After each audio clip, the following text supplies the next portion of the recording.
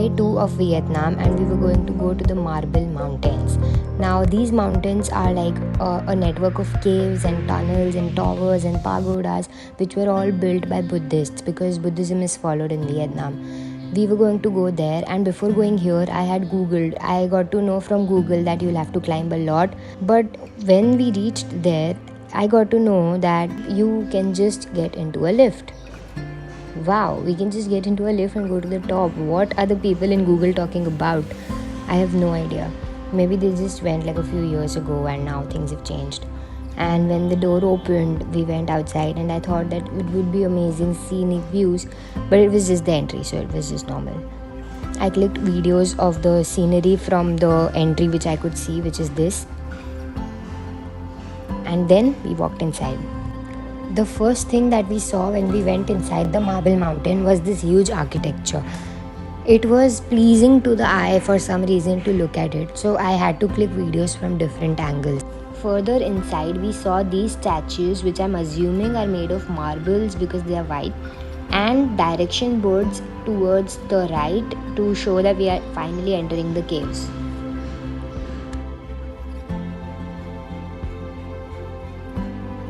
When we went inside the cave following the direction board, we saw that there was this monastery over here.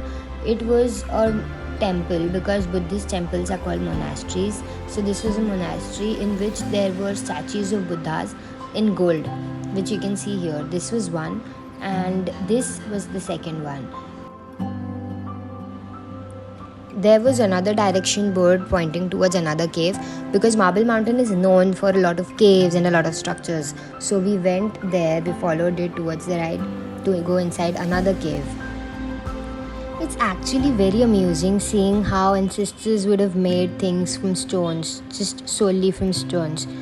And then when I walked inside, there was this another monastery over here.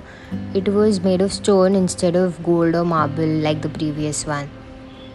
Just a little further inside, I got what I was looking for, a place to click pictures.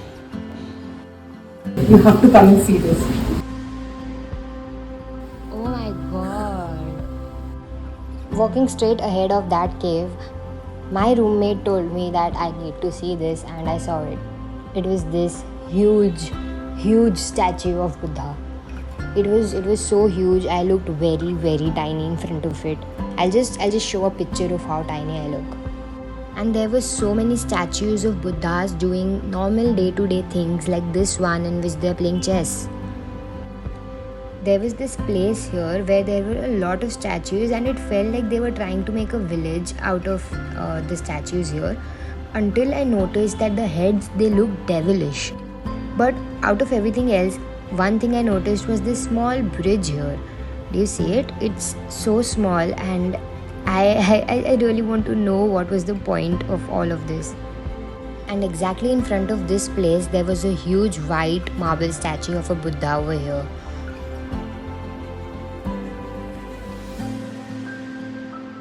So this was the gate from where we entered. This was the Buddha. And that was the village. The last cave which we visited was this. In this, the monasteries or the parts where the Buddha was there was bordered with light. Even in complete sunlight and sun rays, there were lights inside.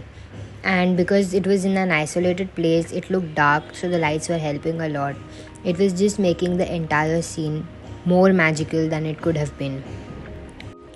After visiting caves of which I couldn't keep a count of, we went to the coconut forest.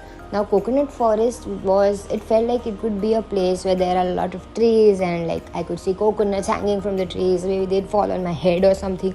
But no, coconut forest was this place where you sat in a basket which was like a boat, and they rowed it somewhere. I didn't know in the beginning where were they rowing it. I just thought that maybe it was like a normal boating which we do on lakes, like a recreation. But further ahead, I saw that there were like people in boats who were doing tricks which were scary. It also felt life-threatening to me because I am scared of water, and the things they were doing was giving me anxiety. But it also looked cool, so I had to click videos of it as well. When we sat on the boat, we were also given these hats. They are the triangular hats is used a lot in Vietnam, and because it was a sunny day, we were given these hats. We had to wear them to protect ourselves from the sun. There was also an umbrella which people would use if they felt too hot or if the hat wasn't enough for them. So we boated towards this place. There were tricks going on. People were rowing and they were like twirling the boat on the lake. There was also this concert thing going on where all the boats together collectively came together to this one stand in between the water, in which there was a man who was playing songs and vibing to it, and we all were collectively vibing to it as well.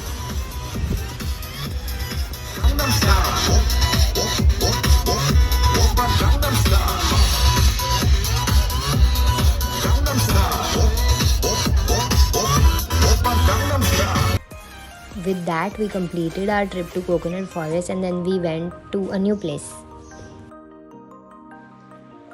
The new place which we were visiting was the Hoi An village, but to go there we had to sit in a vehicle, and I think we sat in a jeep where I was facing the road to reach the place. And to go inside the village we also needed a ticket. So after we reached the place we had to wait there so that our tour guide would get us tickets to go inside.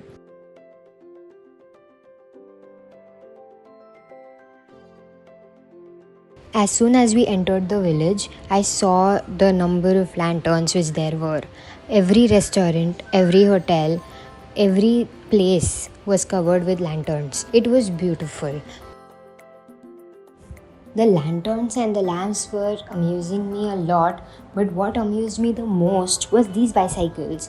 Do you see them? It's like they're not bicycles per se. They are just some kind of public vehicle. But it's so cool that I need a bicycle like that. Mom, are you watching this? Can you please buy me this, please? It was finally time for the sun to set.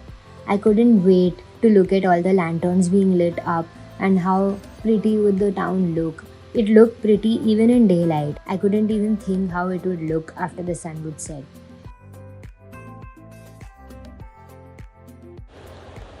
As soon as the sun set, I could see all the lights being turned on, all the boards being lit up as well. It was just so mesmerizing to be there among all the lights. It felt like they were stars, not lanterns. It was too pretty to be true. Among all these lanterns was also the Japanese bridge. It's one of the most visited tourist place in Hoi An city, and we couldn't go inside, but we saw it from afar and it looked as pretty as the entire town. And just beside the Japanese bridge was this painter who was painting the exact picture which you would give to him on a phone. I wonder how he was creating the picture exactly like it was. And I was wishing I could tell him to paint the memories I was making here as well.